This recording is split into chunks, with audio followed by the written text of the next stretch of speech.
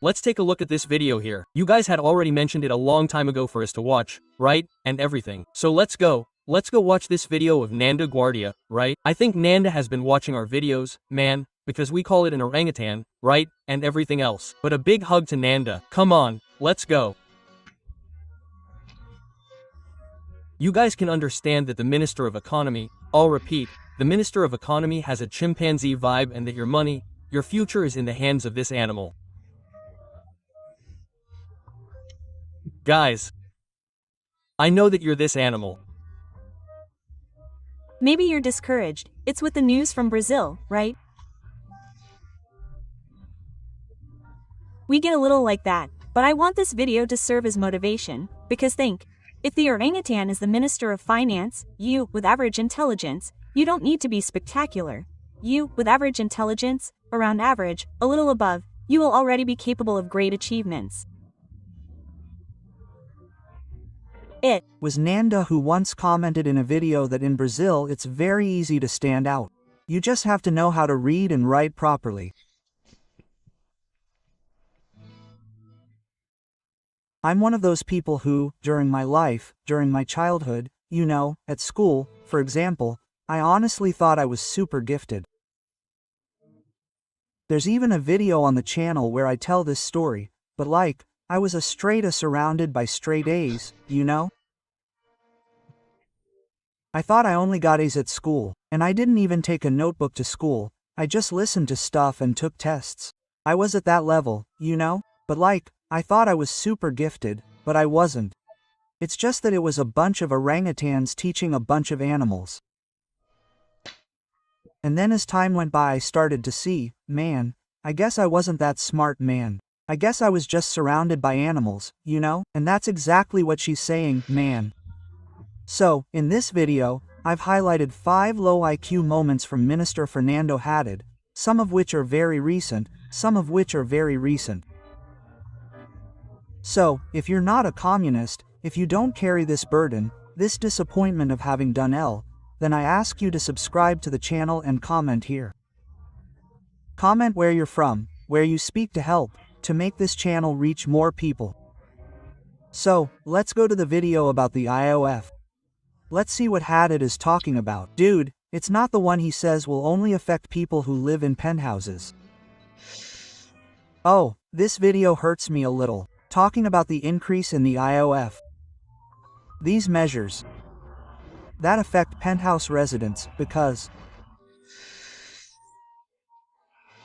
man, it only affects people like that who have a lot of tax exemptions. All the measures involve the financial market, they don't affect the daily lives of the population, they don't affect the I consider. Oh, man, my God, man, how can someone who is the Minister of Economy say something stupid like that, man? The measures are much more structural and fair from a tax standpoint. That's why I agreed with this agenda, an agenda that I don't think is interesting. I think it's extremely interesting when they talk about, let's see, I think he talks about tax justice, it's not in the interests of the Treasury. Look, he always says, let me take this frame off because I don't want to leave Nanda in this frame like. Look, the government talks a lot about social justice, income redistribution. Why not, Andre? Because the government is redistributing income. What's this here, man?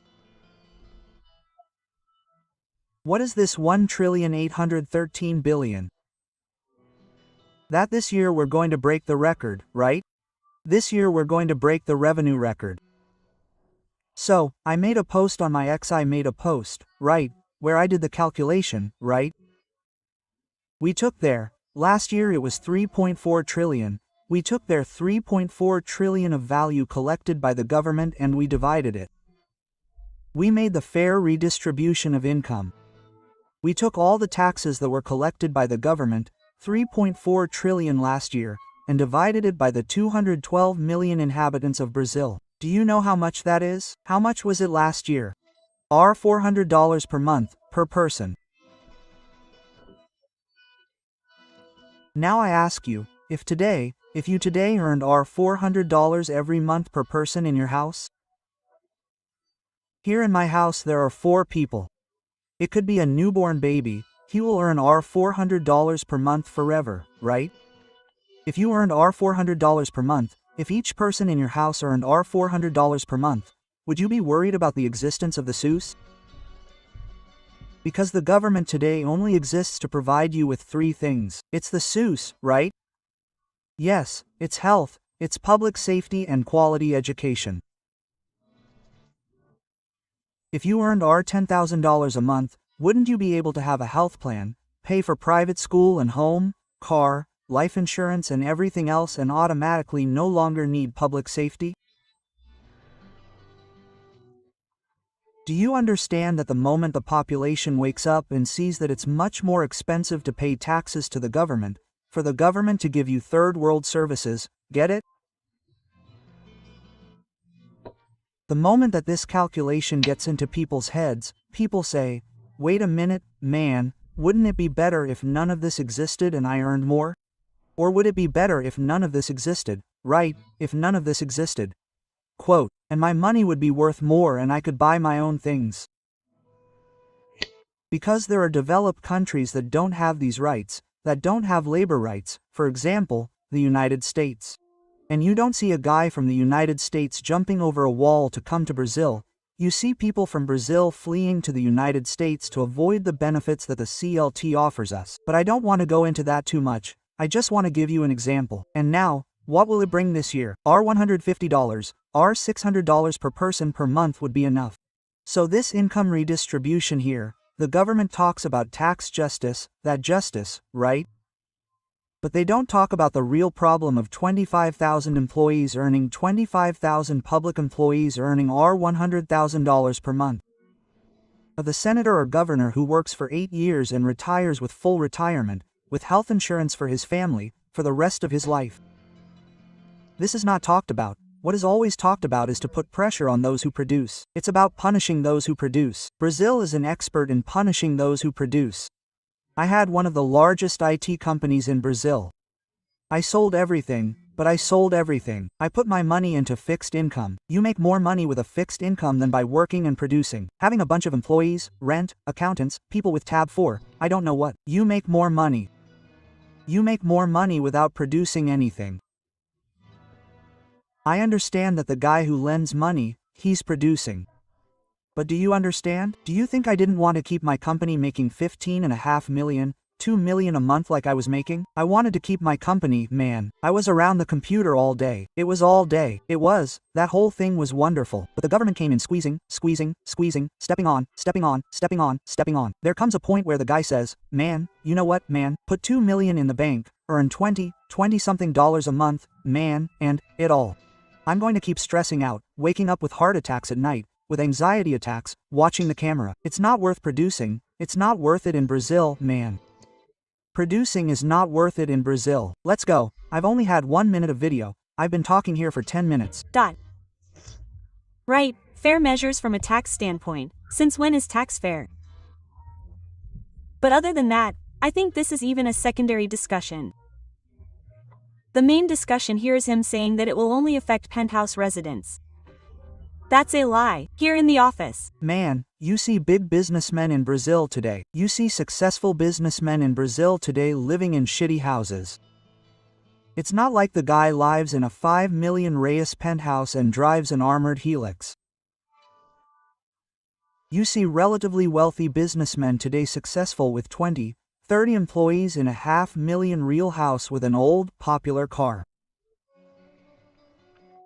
That's what makes me feel because I know what these guys are talking about. They only see the businessmen who are around them there, who travel by helicopter, right, who can pay absurd bribes. They can't even see how the real world works.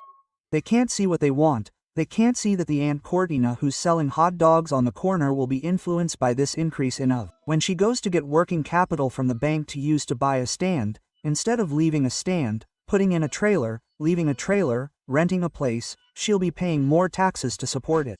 Dude, and I have an office that works in the international market, the financial market. I help people manage foreign assets.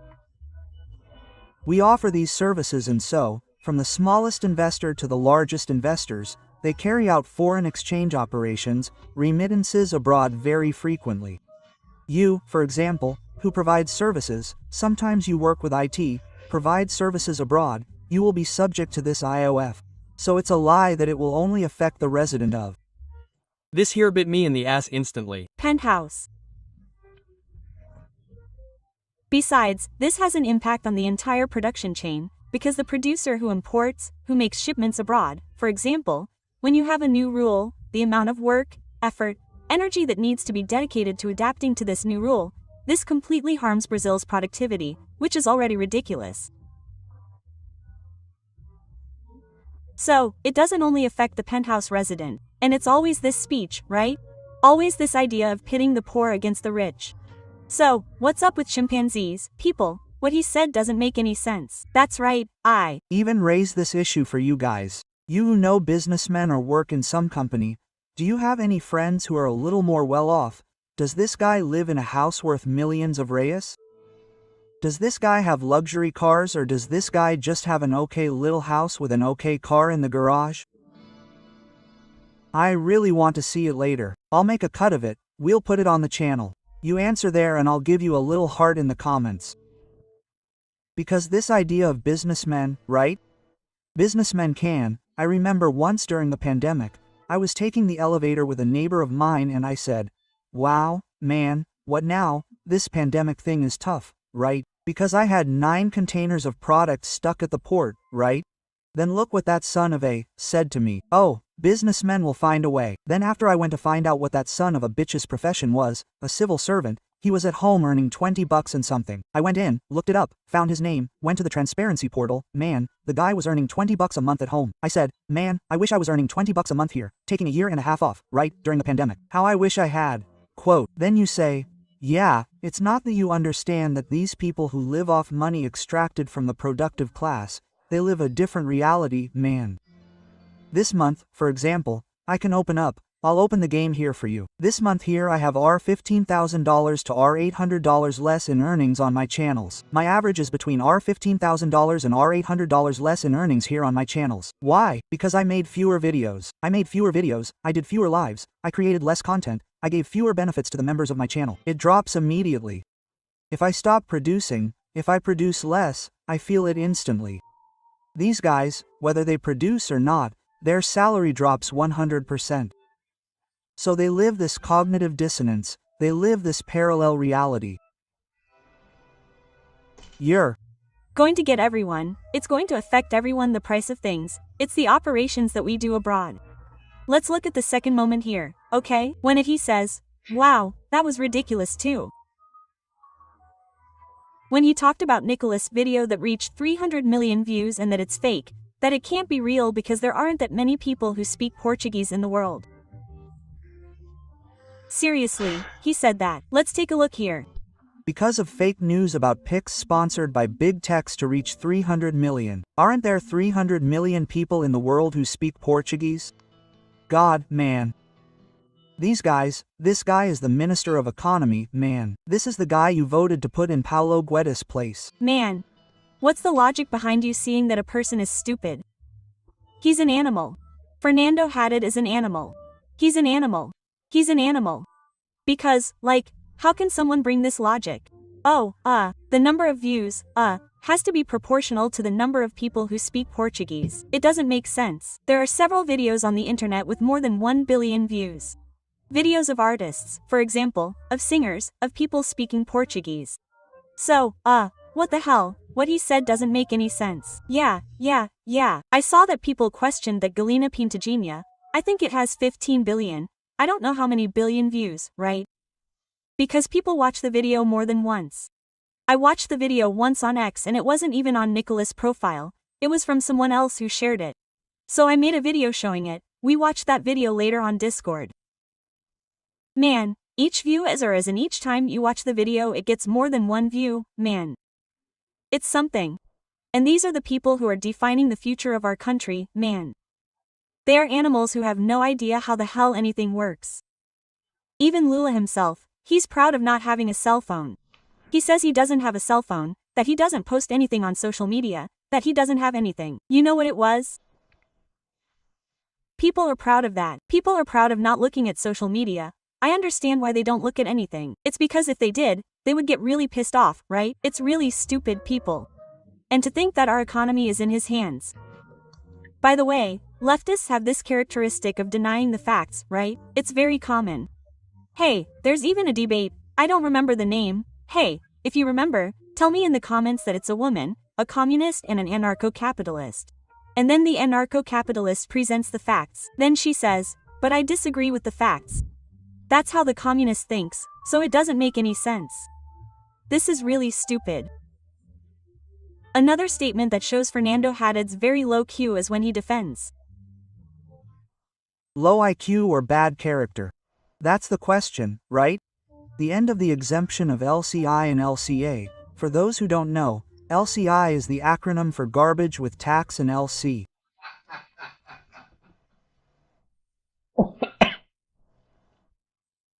I knew it was a real estate credit letter, but garbage with tax got much better. It did. From now on I'm going to say garbage and garbage with tax. So write it down, guys. It's the acronym for garbage with love. So, until then, they were IR exempt investments, but now they're not anymore. Haddad, hey, this tax was passed, and what it's going to have is going to have a drastic impact, especially on agriculture, which is what sustains the economy. Agriculture, look, is going to affect the letter of credit. I don't know if it's an agrarian letter of credit or an agribusiness letter of credit, it doesn't matter, it's the same deal. And the other one is a real estate letter of credit. So you think like this, I have 1 million today in an agrarian letter of credit, okay? Then I say like this, dude, you know what, I'm going to take this 1 million from here and put it somewhere else. It's 1 million less than the producers were taking to produce things and return it with interest. And I took a little bit of interest and the bank takes a little bit of interest. If people take money from real estate credit notes and agricultural credit notes, there won't be any money for agriculture and there won't be any money for people who work in real estate. Do you have any idea about the construction industry? The percentage of people who work in construction in our country today, if the construction industry credit drops by 1%, tens of thousands of people will lose their jobs, but that doesn't matter to them, because they live in a world where they don't need to produce, right? Right? So I'll get to that in a moment. I'll explain a little bit how this will affect food prices, which is also mentioned in another part of what he said, and he's talking about food prices. But let's take a look at what he's talking about when he talks about the DLC and LCA. Tax benefits don't go to producers, they don't. 706070% is somewhere in between. With the government. The title holder or the banking system, not with the producer. So we are seeing these distortions and trying to correct them. Then you say, no, this is a tax increase. No, it is not a tax increase, man. No, it is not. Look, a correction of distortion. Yes, it is a correction of distortion. Oh, it is like rape, right? It is not rape, it was an unsolicited penetration. Your wife was not raped. No, my friend, don't worry, she had an unsolicited penetration. No, the guy is not a pedophile. He is a fan of the playground. No, the guy is not a pedophile. He likes to do early access. Do you understand that it is all a war of semantics? Semantics is the art of semantics. It is words, the meaning of words. And for the left, it is always freestyle semantics. For me, words mean something different than they mean to you. It's like Nanda said, I disagree with the facts. 41 billion is not tax, it is digital text. Tax exemption on exempt titles. 41 billion. It is more than the entire unemployment insurance. It is 3 popular pharmacies. What are we talking about? It is the size of the pack. It is this idea of correcting, of do. You understand that he says this, look? He says, and the left, may Baphomet take me, may Beelzebub carry me. Every time these leftists talk about some tax distortion, something like that, they always use something that greatly affects the poor. Why? Because his speech will be cut out, it will be the mainstream media, which is the mainstream media that lives off state funds, will cut out this little bit of what he said and will put it on Read Globo, will put it on all the mainstream media to say, no, look, just this exemption alone gives 3 popular pharmacies. Okay. Will this exemption, the end of this exemption, improve the popular pharmacy? No, it won't. Oh, so what? Oh, no, but the end of this exemption is without colleges. Will there be 100 colleges? No, it won't. You know, they always use this I don't know how many thousand Bolsa Familia programs. Then it reaches the ears of the poor. Look, they want to tax the people who earn interest. Oh, your Bolsa Familia program will increase. You will have better conditions, it will improve something in your life. No, it's just that the government will have more money to overcharge for construction and snort cocaine there in Brasilia. Distortions. It's what he called fatal arrogance. Hayek's latest book, Use I aired the fatalities of socialism. It was even a book that Malay recently gave to the Pope.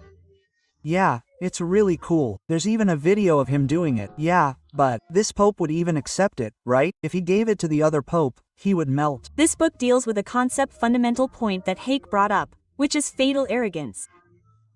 It is the idea that the left defends that the state can solve all problems, solve all distortions, and nobody wants to. No. In fact, the state can solve problems. It just has to cease to exist. The moment the state ceases to exist, your life starts to change immediately. Question that. So, when I see the government saying, no, we have to correct distortions, that is pure arrogance, right? And besides, it is saying, it is in a way defending the producer. But it does not stop with the producer. If the government really wanted to defend the producer, defend the businessman, defend the entrepreneur, it would start at more basic levels, such as, for example, the end of the CLT. Because if there is one thing that delays productivity in Brazil, it is the CLT, it is these labor restrictions that. Hey, why don't they remove the taxes on the inputs for planting? Why don't they remove taxes on seeds? Why don't they remove taxes on equipment agrarian? Why not? No, wait a minute. And the SUS? Then they use the SUS card. That's why I'm a person who, the day the SUS ends, the day the post office ends, like, every state-owned company that implodes, not literally, but ceases to exist, man, here's a party at home. Here at home there's going to be a party, matured picanha, you know? Here's going to be a party. Every state-owned company that ceases to exist is a party here at my house, man. They make hiring difficult. They make firing difficult. There's no flexibility in terms of work. So he's not defending the producer, he's just finding an excuse to tax more. Understand that this taxation of LCA, is mainly affecting the banking sector in Brazil. I don't know if you're following, but Banco do Brasil shares have fallen drastically. Other shares in the same banking sector have also fallen, because the banks don't look favorably on this taxation, right? Taxation is always bad because it demands everything.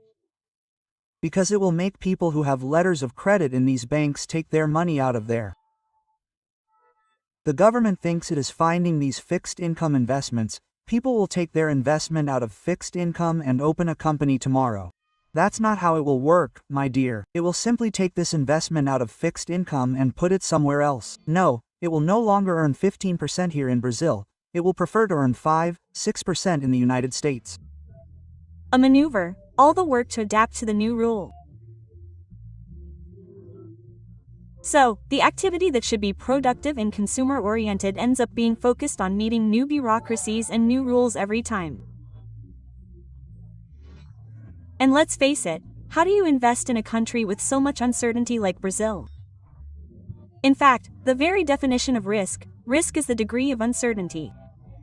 Brazil is pure uncertainty. Every hour there is different news. In Brazil, what doesn't change are the changes. How do you leave all your money in this country? And if you don't know how to send your money abroad, how do you start investing in a serious country like the United States? United States, which is the largest capital market in the world, if you have all your money in Brazil, which corresponds to less than 5% of the global GDP, join my mentoring program. Fill out this QR code here. An application form will appear. You send your information, and Barbara, my manager, will contact you. One day I will have this capacity, Nanda. One day I will have money to worry about this, to send money out of Brazil. I'm going to do it with the people at Nanda Guardia, man. Be part of the first group of my mentoring program. I called it anti-crisis mentoring so that you can really keep all your anti-crisis assets protected from the risk in Brazil. Let's go. Next. One day I will have this. One day I will have money to worry about this. Moment, right? Demonstration of monkey IQ. I think that if had competed with the chimpanzee, he would lose. Seriously, ugly fight. Let's see what he says here. Dear ones Brazilians, dear Brazilian women, good evening. Man, I hate this, dear Brazilian men and women. And man, Brazilians take everyone, take men and women, you know? In the last few months, we have worked hard to steal. We have worked hard to steal, to divert, to overcharge, but we are not there yet. It is not good enough. There is a lack of money for education, there is a lack of money for public safety, there is a lack of money for everything, but we will strive to develop a set of proposals that reaffirm our commitment to a more just and efficient Brazil. This is not an efficient effort to steal from you, isolated from President Lula's government, but a joint construction that seeks to guarantee lasting economic and social advances. Today we have signs. If you say social, you are already leftist. I hate those who use this term for everything. I hate those who use social for everything. Oh, social justice. Oh, social concern. Oh, I don't know what social is. For leftist terms, let's stop talking about using leftist things, okay? For the sake of it, love, huh? Come on, let's continue the video here. Today we have clear signs that we are on the right track. Brazil has not only recovered lost time and space, but has once again occupied its prominent place in the world. What prominent place in the world? This screen probably went black because maybe some copyrighted image was included and flagged, and then you can crop the image and leave the audio. It's what I said, less than 5% of the global GDP. What a prominent place, people. Seriously, let's compare it to a good country, a serious country, a truly prosperous country, like the United States. Look, if we compare, for example, the number of companies listed on the stock exchange. The United States has more than 5,000. Brazil has what? More than 500. Apart from large financial institutions, there are more than 500, but 400 there is a scam. Financial institutions. What does Brazil have? Itaú, Santander. Yeah, no, the right path for Brazil, like Lucao told the truth here. Oh, right path. 90% of the Brazilian population earns less than $4. That's right, it's our $500, isn't it true? 90% of Brazilians earn less than our $3,500 per month. Bradesco is just garbage, just a landfill. That's the truth, all garbage. Why? Because there's no competition. There isn't, because the market is extremely regulated. If there were competition, then we would have companies offering better services. But there isn't. So, guys, what global relevance is he talking about? He's not serious. Standing out in the world among the 10 largest economies. Then he'll show him sitting next to the. It would be cool if he showed that picture of him sitting next to that bunch of dictators over there in Russia, right? Guys, that's something else too, right? 10 largest economies. How he loves that argument. Oh, gosh, Brazil is now the 9th largest economy in the world.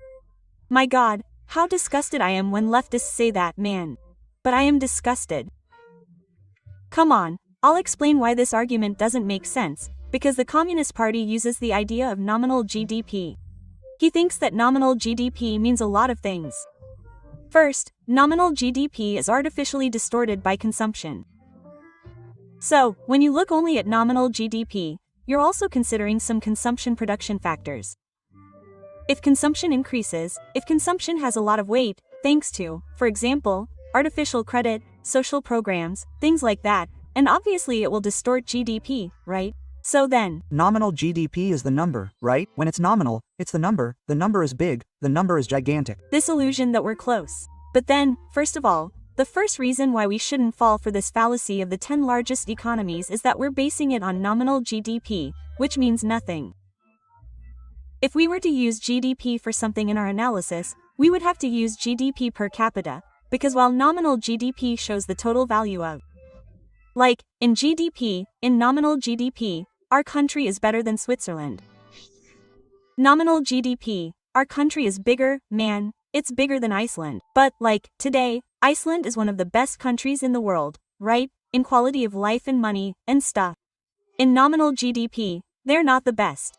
That Iceland, in terms of production of goods, services, says nothing about how many people, in fact, benefit from this GDP.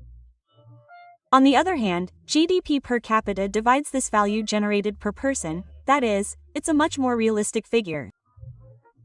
And if we take Brazil's ranking in GDP per capita? 73, let's guess 73. Comparing with other countries, Brazil is in position 76.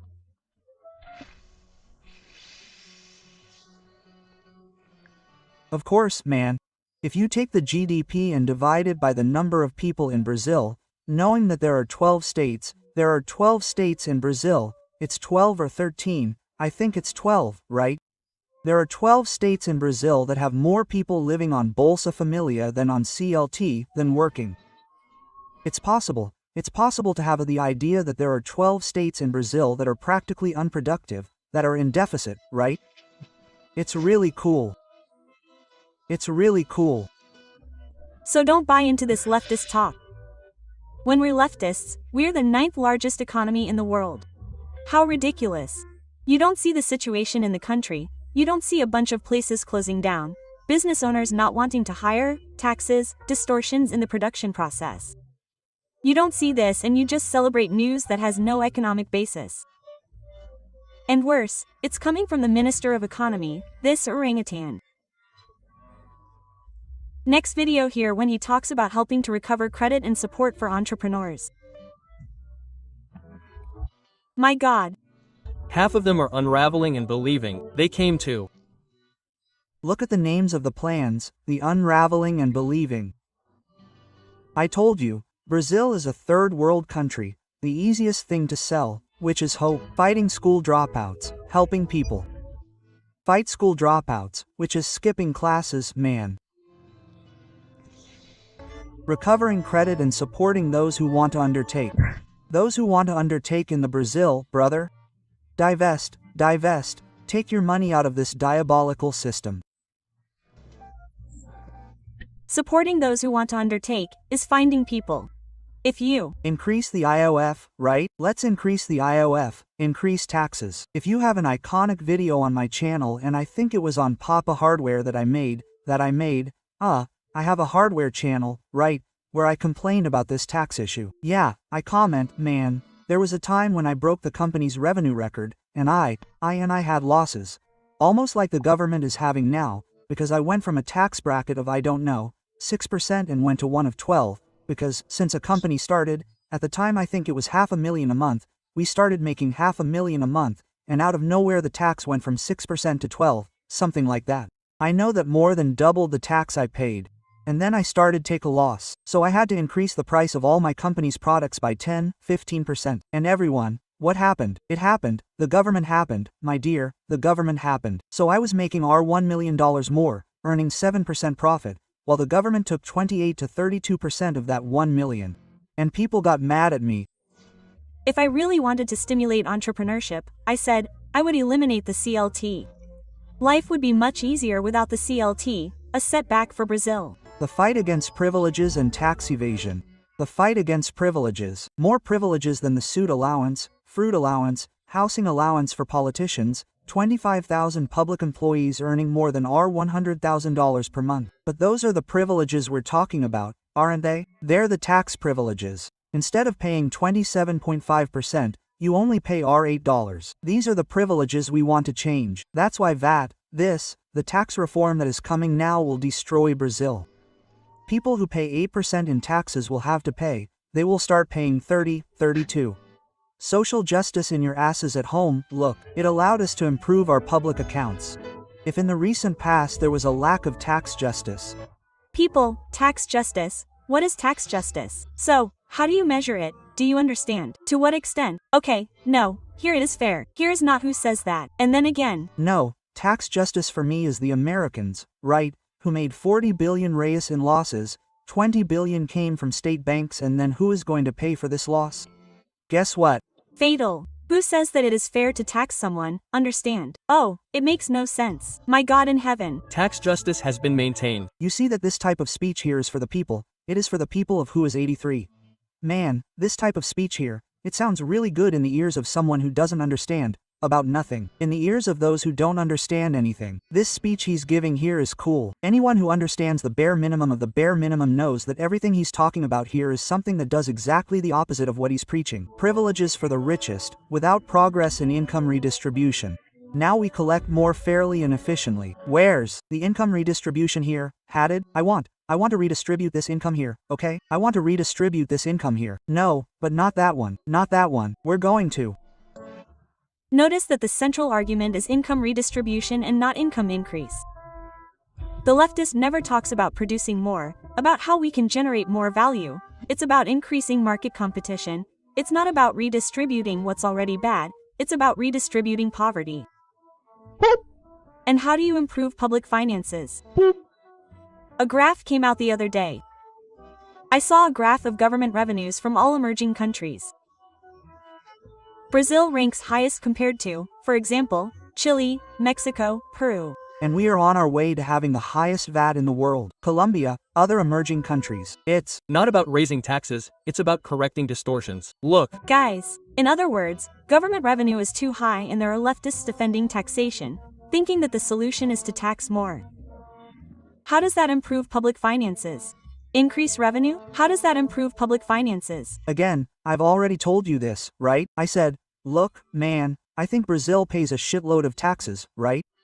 But if we stop and think about the following, in a fictitious scenario, if we had quality security, I wouldn't need to pay insurance on my car, my house and my life. If we had quality schools, I wouldn't need to pay $2.50 for my daughter's school fees every month.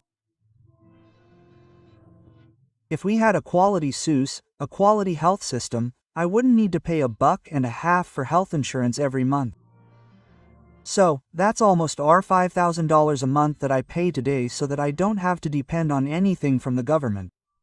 If we had a quality service like that, I wouldn't need to pay any of that. I would have $5 left over in my account every month. I could, I don't know, man, buy something, do something, invest in my company, do whatever I wanted with that money. Do you have any idea how different society is? Yeah, people say, no, but the SUS is important. The SUS isn't important. Anyone who says that the SUS is important here will get banned from my channel. If you say that the SUS is important, that public safety is important and that public education is important, you'll get banned from my channel instantly. I don't care who you are. I don't want to know your arguments. Do you know why, you son of a? Because none of these sons of use any of these services. If the SUS is so good, why don't politicians go to the SUS? Why do they go to the Syrian Lebanese hospital? Why do they go to Albert Einstein? If public safety is so good, why do politicians live in gated communities and drive around in armored cars with armed security? If public schools are so good, why are they now talking about the son of a judge? The son of a judge, I don't know, $7 a month in vouchers for the child to study? Do you realize that these people have no empathy for the people because they don't live in this reality of the unified health system? They don't live in this reality of the unified health system. Do you think that the son of a politician goes to public schools?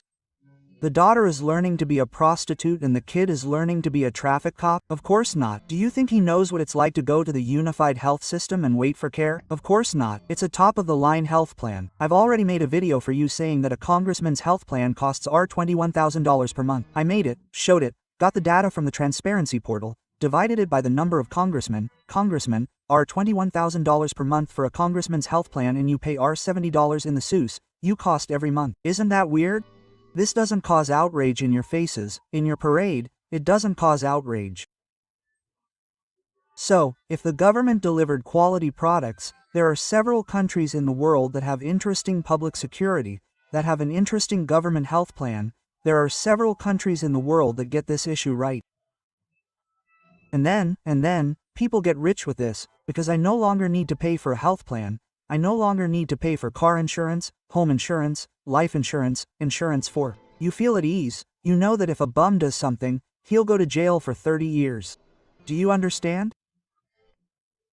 So, if we had first world services, it would obviously be it would be less worse than what we have today, where we pay taxes like those of first world countries that have an okay service in many of these aspects, but we don't receive any of that. And this bunch of parasites is there in Brasilia, they don't give a damn about anything, man. That's why these people have no empathy for the people, because they don't live our reality.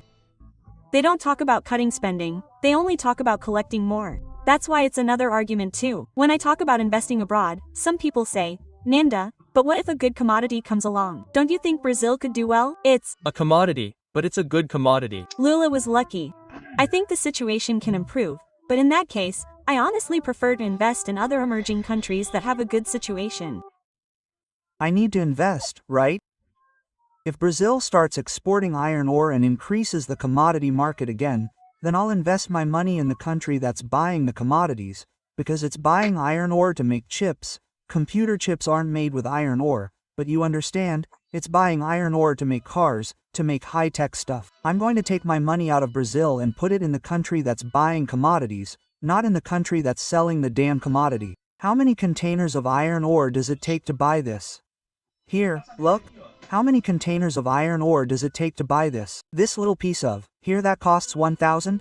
And if it comes without the box, if it comes in tray mode, it comes with less space. It takes up this much space, look. This is the space, look. This here, a container full of this.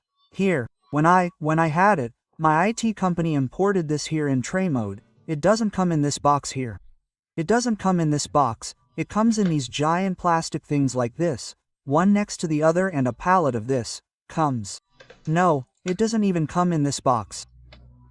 So, how many containers of iron ore do we have to export to buy one of these processors for 1,000? One, then, like, if the commodities do well, you'll invest in the country that's buying the commodities, because it's transforming the commodities into something that's worth more money than the commodity itself. It's very easy, man. Me, guys. I'm an expat with a high school diploma. I don't have a college degree, I don't have a master's degree business administration, I don't have, bro, an IC psychograph, these things 1,000 kilometers away. By the way, if you are, you have no shame. You who think I'm smart, you should be ashamed, man. Soon you'll see, you have a college degree, a postgraduate degree, a master's degree, a doctorate, and you're an idiot. You should be ashamed. If you think I'm smart, you should be ashamed, because I'm a former favela dweller with a high school diploma. I didn't have a rich daddy, no one invested money in me, none of that. You should be ashamed, okay? You're losing to me, man. Economic fundamentals much better than Brazil. And again, I'm calling for the first group of my mentoring, where I'll explain everything I know. Give me one. You're going to give me a mentoring for free, huh, Nanda? Let's have a little fun there. Years of experience. Is there a commissioned link for this mentoring or not? International financial market. I'm going to tell you how I do it, how you send money abroad, what you should evaluate to have a truly anti-crisis portfolio. A portfolio capable of navigating any scenario. So, fill out this application here and talk to Barbara. Oh, I set aside another moment here. It's not exactly, is it? I had set aside 5, but this one is also worth mentioning. It's Haddad talking about the dollar. Let's take a look here. The dollar was 6.10, okay. Wait a minute. It wasn't Google's error. No, wait a minute. The entire left got together to say that the $6 was fake news. Now Haddad is saying that 6.10 is now 58. In fact, the dollar fell. The dollar is 5.53 because of Trump's policies and not because of Brazil's policies. More or less. That was in February of this year, okay? Okay, that already helps a lot, right? Because this escape that happened, then, bringing with the action of the central bank, the action of the Ministry of Finance, these macroeconomic variables settle at another level, and this will certainly favor. What level? A sea of destruction. And I am very confident that this year's harvest, according to all the reports I have heard from people in agriculture, will be a very strong harvest. Again, let's go. Our orange harvest will be good, and the harvest of microconductors and the harvest of products that add some value to society. This will also help. Agriculture carries Brazil's GDP on its back, kids. That's what's tough, you know, that's what's tough. I like agriculture. I am fat. I love agriculture. I want there to be more meat, more food, more everything. But we have to be aware that agriculture, despite the huge number of these various exports, agriculture does not add value, man. It is not a technology product. It does not increase the ME either. I will not criticize it agro here. Leave it alone. Forget what I said. But, man, do you understand? We're talking about containers. How many containers of oranges can a processor buy? Let's talk about the dollar, because a lot of people are really, leftists are sick. Sick. I have a video here on the channel where I talk about a book by a psychiatrist who defined the leftist mind.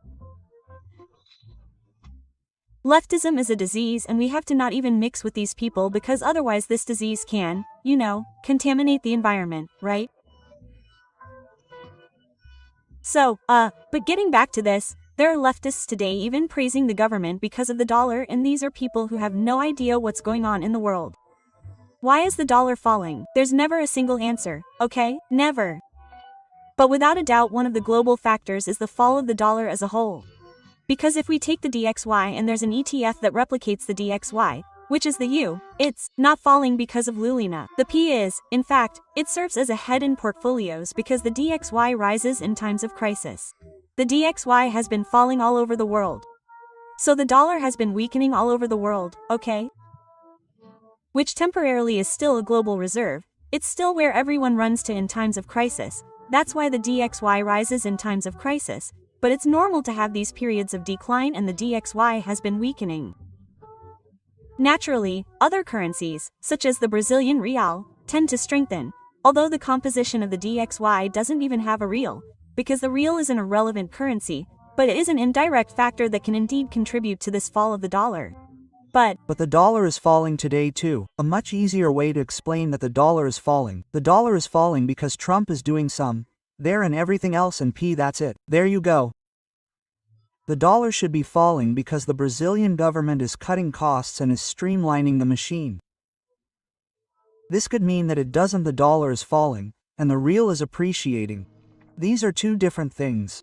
And there are times when the dollar is rising and the real is depreciating, jumping to over $6. And again, guys, the dollar is $5.56 now. $5.50 and a little bit now. I see this as something good, okay? I was expecting the dollar to go over 6 and everything, but this is something good. We pay less for things here in Brazil.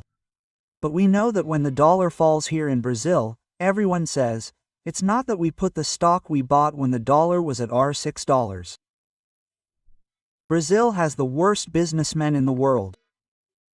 Brazil has the worst businessmen in the world, because they only buy when the dollar is at its peak, you know? They only buy when the dollar is at its peak, and then to sell, no, wait a minute. We bought at the peak of the dollar and now to sell the drop you have to be much slower. It's always the gang, it's always the oligopoly gang, it's always the monopoly gang that exists in this country, man. So when he says he's very optimistic, as if this dollar was the government's merit, right? There are n variables that affect the dollar's exchange rate today. And then my dears, this video served as motivation for you. I'm very motivated. Seriously, guys, we don't have to be sad. I know it's discouraging. I know that Brazil, like, we see these animals, yeah, in the government, we see a bunch of stupid people, who have the same weight of these people's votes, have the same weight as ours. I know it can be discouraging, but on the other hand, we have to see this as an opportunity, because you don't have to be spectacular, be out of the ordinary, to provide a good service, to be successful. I've always thought that. So, take this into life, right? The good part about living in a country full of animals is that's it. You can easily stand out. Think that at least half of the population voted for Lula. Not to mention the people who follow Virginia, follow Chokwe, and make sports bets, so you can see the level, right?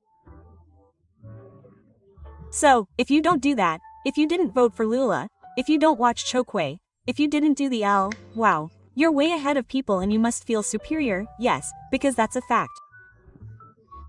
I hope you liked it, guys. Comment, I'll stay and I'll leave another video here where I also explain why Brazil has so many animals with engineer Leo, who has already participated here on the channel. The video was really good. I hope you liked it and until the next video. Man, really good. Nanda Guardian always puts on a show, man. And mine adds a certain acidity to this whole joke. Here's Nanda Guardian's channel. She's one of the founders of Guardian Trust Capital. No, one day I would have an account there. One day I would have an account there, huh. One day I would have an account there with Trust Nanda from Guardian Trust Capital. One day we will have an account there, man. Yeah, not yet. Bankrupt businessmen don't have accounts anywhere. But look, man, honestly, man, not for nothing, huh. Not for nothing. One of the best videos on the channel, huh. One of the best videos. You guys who are live just watched one of the best videos on the channel. Talk.